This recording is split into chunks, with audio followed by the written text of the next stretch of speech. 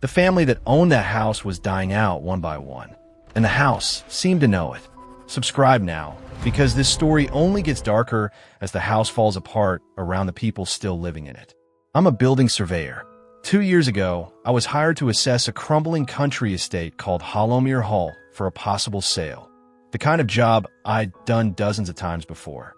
What made this one different was the family still living inside it.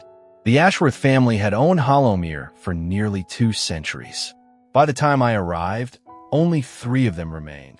The elderly matriarch, Margaret, confined mostly to a single downstairs room. Her adult son, Edmund, who managed what was left of the estate, and his younger sister, Vivian, who rarely left the house at all. The property itself was stunning once, you could tell, but decades of neglect had left entire wings closed off, ceilings sagging, wallpaper peeling in long, curling strips like dead skin. Edmund showed me around on my first visit, apologizing constantly for the state of things, blaming the cost of upkeep, the family's dwindling finances. He seemed embarrassed more than anything.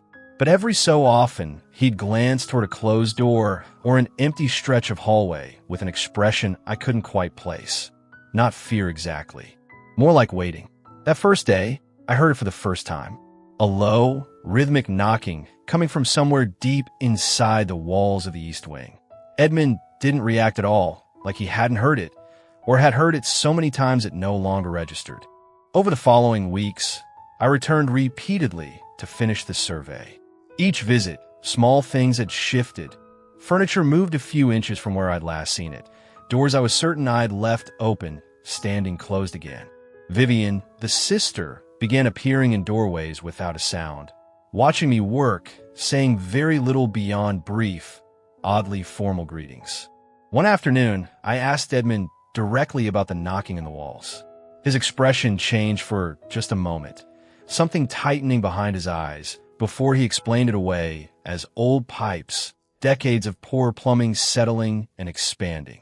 I didn't believe him, but I let it go. Weeks later, everything changed. I arrived for a routine follow-up visit to find an ambulance in the drive. Margaret, the elderly matriarch, had died in the night, quietly, in her sleep, according to the family. No obvious cause, nothing suspicious on paper. But when I spoke briefly to Vivian afterward, she said something I've never been able to shake. She told me, almost matter-of-factly, that the house had been asking for her for a long time, and that it always eventually got what it wanted. I assumed grief was speaking, not sense. I finished my report and stayed away from Hollowmere for nearly a month. When I returned to deliver my final paperwork, only Edmund remained in the house. Vivian, he explained, had gone to stay with distant relatives, though something in how he said it made me doubt the explanation completely. He looked exhausted in a way that went beyond simple grief.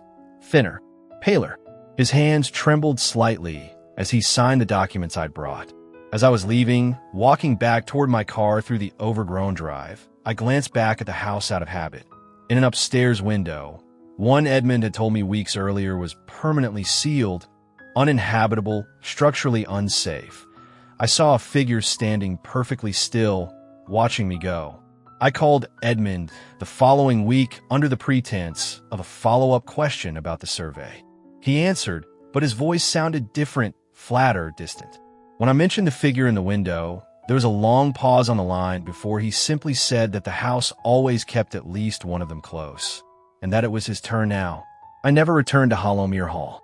The sale of the estate quietly fell through a few months later, and as far as public records show, no one has purchased it since. I sometimes wonder whether Edmund is still there, alone in that decaying house, or whether the house simply found what it had been waiting for all along. What stays with me most isn't the knocking in the walls or the figure in the window. It's the calm, resigned way that families spoke about their own house, as though some inheritances aren't about property or money at all, but about learning to recognize the exact moment it's too late to walk away.